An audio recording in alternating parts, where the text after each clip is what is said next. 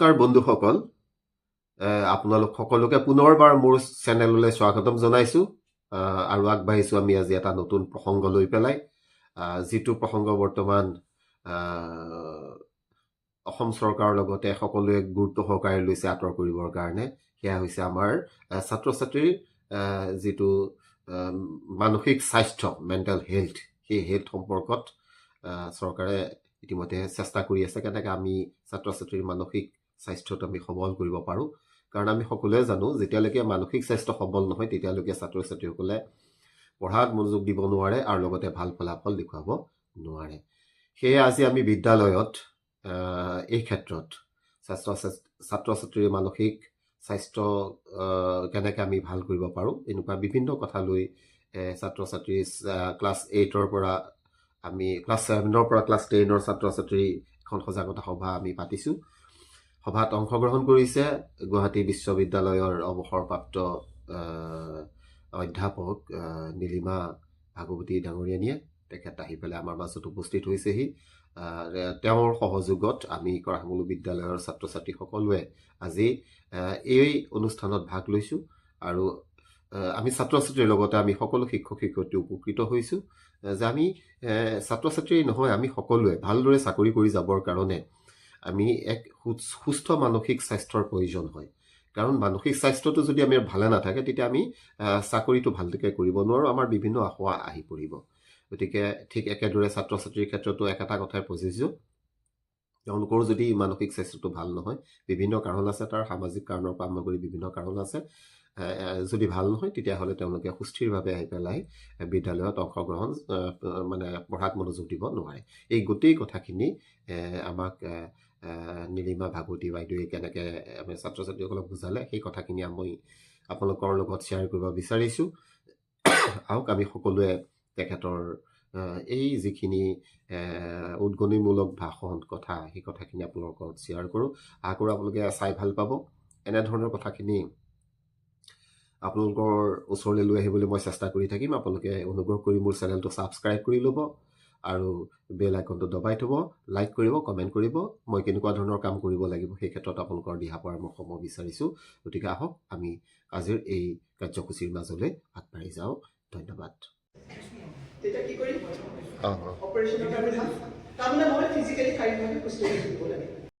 আৰু এই মানসিক স্বাস্থ্যৰ বাবে আমি তৎপৰ নোহোৱাৰ কাৰণে এতিয়া সমগ্ৰ দেশতেই নহয়, সমগ্ৰ বিশ্বত কি হৈছে, মানসিক স্বাস্থ্য অৱনতি হৈছে।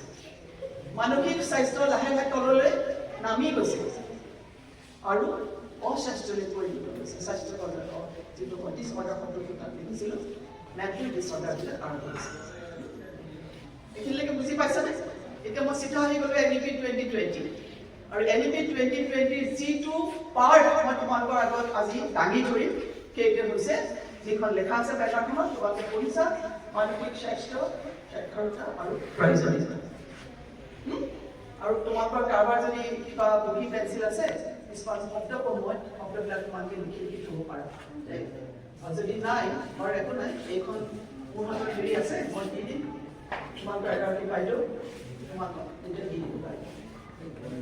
আচ্ছা, এতিয়া আহোঁ আমাৰ আচল বিষয় মানসিক স্বাস্থ্য। মই মানসিক স্বাস্থ্যৰ অকণমান আৰম্ভণিটো কৰি দিলোঁ যে শাৰীৰিক স্বাস্থ্য যেনেদৰে আমাৰ কাৰণে অতি গুৰুত্বপূৰ্ণ, মানসিক স্বাস্থ্য যেনেদৰে আমাৰ কাৰণে গুৰুত্বপূৰ্ণ। সেইকাৰণে আমি যদি জীৱনত সাফল্যৱান ব্যক্তি হ'ব খোজোঁ, আমি যদি জীৱনত একোজন সাফল্যৱান, সুস্বাস্থ্য, দায়িত্বশীল যদি ব্যক্তি হ'ব খোজোঁ, তেতিয়াহ'লে আমাৰ কি লাগিব? আমাৰ শাৰীৰিক দিশ আৰু আমাৰ মানসিক দিশ সেইটো এটা সমতা থাকিব লাগিব, বেলেঞ্চ হৈ থাকিব লাগিব। বুজি পাইছা? এইটো বেলেঞ্চ হৈ থাকিব লাগিব। এতিয়া মই আহিম মানসিক স্বাস্থ্যটো কি, শাৰীৰিক স্বাস্থ্যৰ ওপৰত মই নকওঁ, তোমালোকে গম পাইছা মই কওঁতে, ৰাইট?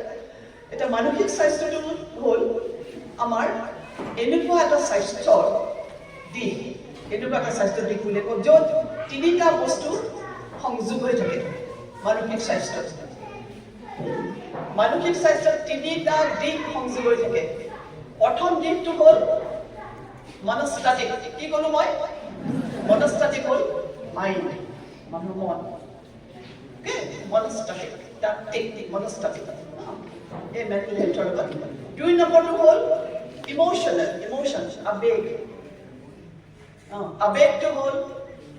মই কিবা এটা ফুৰ্তি লাগিছে সেইটো মোৰ আবেগ মই কান্দিছোঁ মোৰ সেইটো আবেগ মই মন মাৰি চিন্তা কৰি বহি আছোঁ কিবা এটা হৈছে আবেগ খং উঠিছে আবেগ বহুত হৈ আমি সময় বহুতো কাম কৰোঁ আৰু সেইবিলাক আমাক ক্ষতি কৰে বুজি পালা নাই প্ৰথমটো ক'লো কি কৈছিলোঁ মনস্তাত্ত্বিক দ্বিতীয়টো ক'লো আবেগ নহয় জানো আৰু তৃতীয়টো আহিল সামাজিক ছ'চিয়েল এটা সামাজিকভাৱে ক'বলৈ গ'লে আমাৰ মানসিক দিশটো ঠিকে থাকিব লাগিব আমাৰ আবেগবিলাক ঠিক হ'ব লাগিব সুস্থ সবল হ'ব লাগিব তাৰ লগে লগে আমাৰ যিটো সামাজিক দিশ বুলি ক'লে আমি এটা কথা বুজো আমি এখন সমাজত কেনেকৈ আমি থাকিব লাগে কেনেকৈ আমি চলিব লাগে আৰু কেনেকৈ আমাৰ ব্যৱহাৰ আমাৰ কথা বতৰা আমি পাতিব লাগে যাৰ দ্বাৰা আমি সকলো মানুহৰ লগত মিলি থাকিব পাৰিম তোমালোকে এনেকুৱা মানুহ দেখিছানে কেতিয়াবা যে কোনো সমাজৰ লগত নিমিলে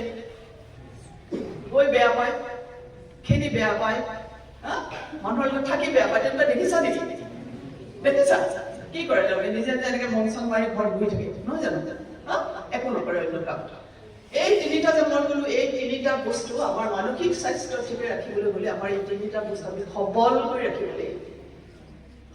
ৰাখিব লাগিব মই মনস্তাত্ত্বিকভাৱে মই পুৰা সবল হ'ব লাগিব মই ইমোশ্যনেলি মই ষ্টেবল হ'ব লাগিব বেলেঞ্চড হ'ব লাগিব মোক ফূৰ্তি লাগিছে বুলি যে মই দৌৰি নাচি গোটেই বিচনা চাৰিদিখন ঘূৰি সেইটো নহয় মই নিজকে নিয়ন্ত্ৰণ কৰিব পাৰিব লাগিব আৰু তাৰ উপৰি সামাজিকভাৱে মই সুস্থ মোৰ ব্যৱহাৰৰ পৰা মোৰ চিন্তা চৰ্চাৰ পৰা এখন সমাজৰ লগত মই খাপ খাব কেনেকৈ পাৰিম কামত চিন্তা এইটোৱে তিনিটা দিশে ইয়াত তোমাৰ আগুৰি হৈছে যিটো তোমাকে প্ৰথম শব্দটো দেখিছা মানসিক স্বাস্থ্য ঠিক আছে আৰু এইটো হ'ল মই কিবা এটা যে নতুনকৈ মানসিক স্বাস্থ্যৰ যে অৱনতি বা মানসিক স্বাস্থ্য আমি যিটো ডিছঅৰ্ডাৰ বুলি কওঁ সেইটো যে নতুনকৈ হৈছেতো নহয় সেইটো আগতেও আছিলে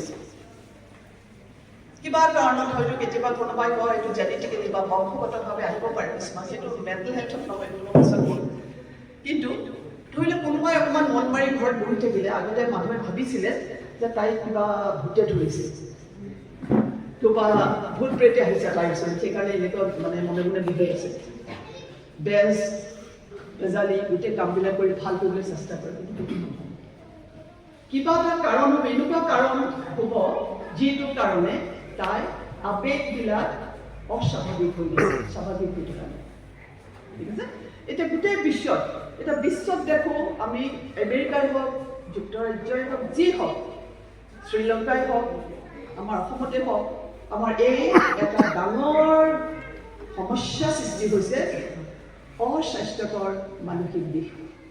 মানসিকতা বা মেণ্টেল হেল্থ ডিছঅৰ্ডাৰ এইটো এটা ডাঙৰ সমস্যা হৈছে এইটো সমস্যা অকল এটা চামৰ মাজতেই নহয় এইটো সমস্যা অতি বেছি বৃদ্ধি হৈছিলে তোমালোকে কোভিডৰ সময়তো যি অকণমান চাগে তেওঁলোকৰ খুব এটা মনত আছে নাই নাজানো কোভিডৰ সময়ত আমি আমাৰ বহুতৰে মানসিক স্বাস্থ্য কিন্তু অৱনতি হৈছিলে ক'তো ওলাব নোৱাৰোঁ ক'তো যাব নোৱাৰোঁ বস্তু এটা কিনিবলৈ নাপাওঁ বিভিন্ন ধৰণৰ ঘৰত বহি থাকিব লাগিব ইত্যাদি সেইকাৰণে সেইটো হৈছিলে আৰু বিশ্বৰ অন্য ঠাইতো সেইটো হৈছিলে সেইকাৰণে আমি দেখোঁ যে এইটো আছিল তোমাৰ 2019লৈকে এটা ষ্টাডি কৰিছিলে সেইটোত গোটেই বিশ্বত 970 মিলিয়ন ভাবিছোৱা 970 মিলিয়ন মানুহ মেণ্টেল হেল্থত আক্ৰান্ত হৈছিলে মেণ্টেল হেল্থ ডিছঅৰ্ডাৰ অস্বাস্থ্যকৰ মেণ্টেল হেল্থত আঘাত হৈছিলে সেইকাৰণে এইটো আমি আৰম্ভ কৰিছোঁ এই শব্দটো ইয়াত তোমালোকে দেখিছা সাক্ষৰতা কিয় আৰম্ভ কৰিছোঁ এইটো সাক্ষৰতা এইটো আৰু ৰাষ্ট্ৰীয় শিক্ষা নীতি কিহৰ কাৰণে দিছে প্ৰথম কথা হ'ল যে আমি জীৱনত মানুহ হিচাপে যদি আমি জীয়াই থাকিবলৈ হয় স্বাভাৱিক মানুহ হিচাপে তেতিয়াহ'লে আমি যিকোনো পৰিস্থিতি জীৱনত হেণ্ডেল কৰিবলৈ চম্ভালিবলৈ আমি পাৰিব লাগিব যিকোনো পৰিস্থিতি সেইটো মেকানিজম বুলি কয় ইংৰাজী যিকোনো পৰিস্থিতি মোৰ দুখ লগা পৰিস্থিতি মোৰ আনন্দ লগা পৰিস্থিতি মোক কোনোবাই গালি খপনি পৰা পৰিস্থিতি মোক কোনোবাই কিবা এটা কৈছে যিটো মই তোমাৰ হজম কৰিব পৰা নাই, শব্দটো কৈছোঁ হজম কৰিব পৰা নাই, ঠিক সেইবিলাক পৰিস্থিতি আহিলে আমি কেনেকৈ নিজকে চম্ভালিম, আমি চম্ভালিম, সেইটোৰ কাৰণে আমি এই মানসিক স্বাস্থ্যৰ যদি আমাৰ স্বাস্থ্যতা থাকে, আমি যিবিলাক সন্মুখত আহে আমি কোনটো গ্ৰহণ কৰিম? আমি ভালটো গ্ৰহণ কৰিম নে আমি বেয়াটো গ্ৰহণ কৰিম? বেয়াটো আমি বৰ্জন কৰিম, হয় নহয়, আৰু ভালটো গ্ৰহণ কৰিম। আৰু সেই গ্ৰহণ কৰা যিটো ডিচিশ্যন, যিটো সিদ্ধান্ত, সেইটো দিব কোনে? আমাৰ যদি মানসিক স্বাস্থ্য শক্তিশালী হয়। আমাৰ যদি মানসিক স্বাস্থ্যটো শক্তিশালী হয়, তেতিয়াহ'লে আমি ভালটো গ্ৰহণ কৰিব পাৰিম যে এই কামটো কৰিলে মোৰ ভাল, মোৰ এইটো খালে মোৰ কাৰণে ভাল, স্বাস্থ্যৰ কাৰণে ভাল, আমুক আহিছে তেওঁ কথা কৈছে, মই যে কথাখিনি শুনো, তেতিয়াহ'লে মোৰ বহুত জ্ঞান হ'ব, সেইটো এটা গুড চইচ। আৰু বেয়া চইচ হ'বলৈ হ'লে মই গুচিয়ে যাম, মই একো নকৰোঁ, হয়নে? সেইটো কৰাত সহায় কৰিব। আৰু গোটেই জীৱনটো 4 নম্বৰটো হ'ল গোটেই জীৱনটো তোমাৰ এটা শুদ্ধ পথেৰে, শুদ্ধ চিন্তাৰে আগুৱাই যাবলৈ তোমালোকক সহায় কৰিব। সেইকাৰণে এই আমাৰ ৰাষ্ট্ৰীয় এইখনত দিয়াৰ যিটো সাক্ষৰতাৰ কথা কৈছে, তাত বহুতো আছে, কিন্তু মই 4টাই তোমালোকৰ আগত আজি দাঙি ধৰিছোঁ। আৰু তাৰপিছত মই আহিম প্ৰয়োজনীয়তালৈ। আৰু প্ৰয়োজনীয়তাটো অহাৰ আগতে মই তোমালোকক 2টা বস্তু তোমালোকে মনত সদায় শুনিবা, এইটো কেতিয়াও কনফিউজ নকৰিবা, ভুল নকৰিবা। এটা শুনিবা তো মানসিক স্বাস্থ্য, মই এতিয়া তোমালোকৰ আগত কৈয়ে আছোঁ, আৰু এটা শুনিবা মেণ্টেল ৰোগ, মানসিক ৰোগ। এই 2টা বস্তু কিন্তু একে নহয়, বহুতে এইটো ভুল কৰে। মানসিক স্বাস্থ্য আমি যেতিয়া যত্ন লওঁ, আমাৰ ভাল হোৱাৰ বহুত আশা থাকে আৰু আমি ভাল হৈ যাওঁ। কিন্তু মানসিক ৰোগ যেতিয়া হয়, তেতিয়া আমি বিশেষ যিসকল চিকিৎসক, চাইকেট্ৰিষ্ট বুলি কয়, চাইকেট্ৰিষ্ট, তেওঁলোকৰ ওচৰলৈ যাবলগীয়া হয়। কাৰণ মেণ্টেল হেল্থটো যদি আমাৰ অস্বাস্থ্যকৰ হৈ যায়, তেতিয়াহ'লে কি পৰিণত হ'ব, কি হ'লে জানানে? মানসিক ৰোগলৈ। ধৰি লওক মোৰ যদি মই মানসিক স্বাস্থ্যত অস্বাস্থ্যকৰ হৈ আছোঁ, ডিছঅৰ্ডাৰ হৈ আছে, কিন্তু মই যদি নেগলেক্ট কৰিছোঁ, অৱজ্ঞা কৰি আছোঁ, মোৰ একো হোৱা নাই, একো হোৱা নাই, মোৰ ঘৰতো যদি কৈ আছে একো হোৱা নাই, মই মন মাৰি আছোঁ, তথাপিও যদি মোক কোনো সোধা নাই, তেতিয়াহ'লে লাহে লাহে লাহে লাহে লাহে লাহে কি হ'ব? সি গৈ গৈ গৈ গৈ মানসিক ৰোগলৈ গুচি যাব। আৰু মানসিক ৰোগ এবাৰ হ'লে সাংঘাতিক জটিল, তাত থাকিব লাগিব, কেতিয়াবা দীৰ্ঘদিন ধৰি থাকিব লাগিব চিকিৎসকৰ লগত, কেতিয়াবা যিটো কয় শ্বৰ্ট টাৰ্ম বুলি কয়, অলপ সময়ৰ কাৰণে থাকিব লাগিব। কিন্তু সেইবিলাক ষ্টেজলৈ যোৱাৰ আগতে আমাৰ প্ৰথম কথা হ'ল আমি দায়িত্ববান এজন নাগৰিক যেতিয়া আমি হ'বলৈ গৈছোঁ, তেতিয়াহ'লে আমাৰ মানসিক স্বাস্থ্য আমি শক্তিশালী কৰি ৰাখিবই লাগিব। আমি মানসিক স্বাস্থ্য, শাৰীৰিক স্বাস্থ্যৰ লগতে মানসিক স্বাস্থ্যটো আমি ইন অৰ্ডাৰ সুন্দৰভাৱে ৰাখিব লাগিব। আৰু তাৰ কাৰণে আমি কিছুমান ব্যৱস্থা হাতত ল'ব লাগিব। এতিয়া মানসিক এইকেইটা তোমালোকে অকণমান ভালকৈ শুনিবা। আমাৰ কেতিয়াবা কি হয়, গুড অৰ বেড, মানসিক মেণ্টেল হেল্থটো গুড অৰ বেড, ইংৰাজীত কয় গুড, ভালো হ'ব পাৰে, বেয়াও হ'ব পাৰে। কাৰণ তাত বহুত ফেক্টৰ্ছ আছে, পৰিৱেশৰ কথা আছে, পৰিয়ালৰ কথা আছে, স্কুলৰ কথা আছে, সমাজৰ কথা আছে, ছ'চিয়েল মিডিয়াৰ কথা আছে, বহুত কথা আছে। কোনোবা এটা হয়তো ঘপককৈ আহি ষ্ট্ৰাইক কৰি দিব, তাৰ কাৰণে মই ভাবি চিন্তি থাকি মোৰ বহুত ষ্ট্ৰেছ হৈ যাব। আৰু বহুত ষ্ট্ৰেছ হোৱাৰ ফলত মোৰ কি হ'ব? লাহে লাহে উদ্বেগ আৰম্ভ হ'ব, যিটো এংজাইটি বুলি কওঁ, উদ্বেগ আৰম্ভ হ'ব। আৰু উদ্বেগৰ পিছৰ ষ্টেজটো হ'ল ডিপ্ৰেশ্যন। সেইটো চাগে ইজ ভেৰি কমন নেম, নিশ্চয় শুনিছা, আমুক ডিপ্ৰেশ্যনত গৈছে, ডিপ্ৰেশ্যন আৰম্ভ হ'ব। আৰু যেতিয়া একিউট খুব ডিপ্ৰেশ্যনটো বাঢ়ি যাব, তেতিয়া লাষ্ট ষ্টেজটো আহিব, সেইটো হ'ল কি? শুনা নাই ন? জাপ মাৰি দিব, they will commit suicide. নিজকে হেল্পলেছ, অসহায় বুলি ভাবিব, একো নাই মোৰ পৃথিৱীত, তেতিয়া লাষ্ট ফাইনেল ষ্টেজ। সেইকাৰণে আমি এইবিলাক যাতে বাধা দিব পাৰোঁ, আগতেই বাধা দিব পাৰোঁ, সেইকাৰণে আমাৰ মানসিক ৰোগ, আমাৰ যিবিলাক আছে, উপায় আছে, সেইবিলাক আমি অৱলম্বন কৰিব লাগিব। কিন্তু তাৰ আগতে আমাৰ মানসিক স্বাস্থ্যটো আমি মনতে শুই আছে। কোনোবাই ভাত পানীৰ প্ৰতি ইচ্ছা নাই, খাদ্যৰ প্ৰতি একদম মানে মুঠেই খাব নোখোজে, দেখিছানে? কাৰোবাৰ টোপনি নাই, দেখিছানে? শুবলৈ যায়, বিচনাত শুবলৈ যায়, কিন্তু টোপনি নাহে, দেখিছা? আচ্ছা, তাতকৈ ডাঙৰ কথা, এনেকুৱা মানুহ দেখিছানে যি অনবৰতে কৈ থাকে মোৰ একো নহ'ব জীৱনত, মোৰ একো নহ'ব জীৱনত। তেনেকুৱা মানুহ পাইছেনে কোনোবা? মই পাইছোঁ কিন্তু দেই, মই বহুত হেৰি কৰোঁ, মই পাইছোঁ। এতিয়া মানসিক স্বাস্থ্যটো যেতিয়া অস্বাস্থ্যকৰ ৰূপলৈ পৰিণত হ'ব, তাৰ ফেক্টৰ্ছ বহুতেই, এইমাত্ৰ মই কৈছোঁ তোমাৰ আগত, তাত ঘৰখন হ'ব পাৰে, সমাজখন হ'ব পাৰে, ছ'চিয়েল মিডিয়া হ'ব পাৰে, তেনেকুৱা বিভিন্ন, বা কেতিয়াবা খিংখিঙীয়া বোলে শব্দ এটা আছে অসমীয়াত, খিংখিঙীয়া স্বভাৱ, শুনিছা নাই? খং উঠি থাকে, ইৰিটেট, ভাল নালাগে, মোৰ টোপনি ক্ষতি হৈছে, মই শুব পৰা নাই, এঘণ্টা শুইছোঁ, দুঘণ্টা শুইছোঁ, মোৰ স্কুল যাবলৈ মন নাই, মোৰ ভাত খাবলৈ মন নাই, খং উঠি গৈছে, কোনোবা মায়ে কিবা এটা ক'লে, দেউতাই কিবা এটা ক'লে, মোৰ খং উঠি যায়। সেই স্বভাৱটো গঠন হয়, বুজিছা নাই? সেই স্বভাৱটো গঠন হ'লে সেই শব্দটো মানসিক স্বাস্থ্য তাত একদম ডিৰেক্টলি হিট কৰে। স্কুল যদি তুমি নাহাই, মনটো হেৰি হোৱা নাই, টোপনি পূৰণ হোৱা নাই, পূৰ হোৱা নাই, তেতিয়াহ'লে তুমি স্কুলৰ গোটেইখিনি পাঠ হেৰুৱাবা, শিক্ষাগুৰুৱে কি পঢ়াইছে তোমালোকে গম নাপাবা, আৰু গম নোপোৱাৰ ফলত তোমালোকৰ যিটো কি হ'ব, ক্ষতি ক'ত হ'ব? কোৱা, তুমি উত্তৰটো দিওঁতে আছে, কোৱা ক'ত ক্ষতি হ'ব? পঢ়া শুনাত ক্ষতি হ'ব, ভেৰি গুড। পঢ়া শুনাত ক্ষতি হৈ যাব, এক্সপেক্টেড ৰিজাল্ট নাপাবা, হয়নে? সেইকাৰণে এনেকুৱা ধৰণৰ আমাৰ কিছুমান চিমটমছ আমি দেখোঁ, আৰু তেতিয়াই গম পাব লাগিব যে অমনোযোগিতা দেই, এটা হ'ল আৰু এটা হেৰি হ'ল অমনোযোগিতা, মন দিব নোৱাৰে। যিবিলাকৰ মানসিক স্বাস্থ্য অস্বাস্থ্যকৰলৈ পৰিণত হৈছে, সেইবিলাকে মন যোগ দিব। তোমালোকে কিবা এটা পঢ়ি আছা, পঢ়ি তোমাৰ আমনি লাগি গ'ল, 2 লাইন পঢ়িটো গুচি গ'লে,